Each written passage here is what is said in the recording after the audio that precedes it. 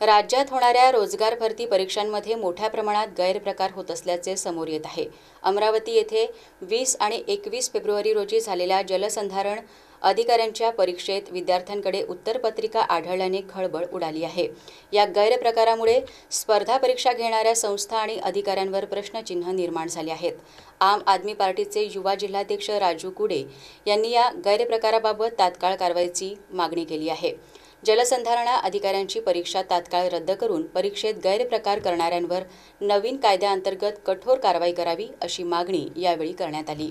20 आणि 21 तारखेला जलसंधारण विभागाची जी परीक्षा झाली त्या परीक्षेमध्ये अमरावती या सेंटरवर गैरप्रकार घडल्याचं आम्हाला लक्षात आलं आणि तिथे असं झालं की तिथल्या विभागाच्या अधिकाऱ्यांनी एका मुलाला त्याच्या हॉल तिकीटवर क्वेश्चन आणि आन्सर असं लिहून त्याला दिलं आणि तिथे जेव्हा मुलांनी आरडाओरड केली तेव्हा त्या अधिकाऱ्याने त्याची हॉल तिकीट फाडून टाकली।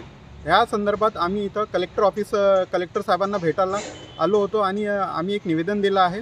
ते मुख्यमंत्री साहेबांपर्यंत निवेदन पाठवावं अशी आमची इच्छा आहे आणि याची नाका सखोल चौकशी व्हावी आणि जे काही आरोपी आहेत त्यांना नाका सजा व्हावी ही आमची विनंती आहे। जी 21 आणि 22 तारखेला ड्रीमलँड अमरावतीमध्ये जी एक्झाम झाली तर त्यामध्ये असं गैरप्रकार झालं की तिथे सरांनी त्याला हॉल तिकीट दिली आणि जवळपास अर्धा घंटा किंवा 20 मिनिट होते तर सरांनी त्याला हॉल तिकीट आळून दिली आणि त्या हॉल तिकीटमध्ये जेव्हा साईडच्या मुलांनी बघितलं की तिथे टेक्निकल आणि नॉन टेक्निकल असं लिहिलं होतं आणि टेक्निकलमध्ये ABCD असे पूर्ण तिथे आन्सर लिहिले होते।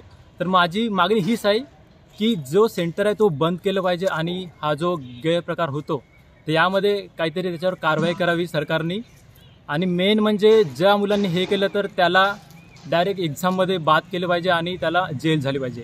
तर हीच माझी मागणी आहे आणि TCSनी हे बंद करावं आणि MPSCने एक्झाम घ्यावं, मला हेच म्हणायचं आहे।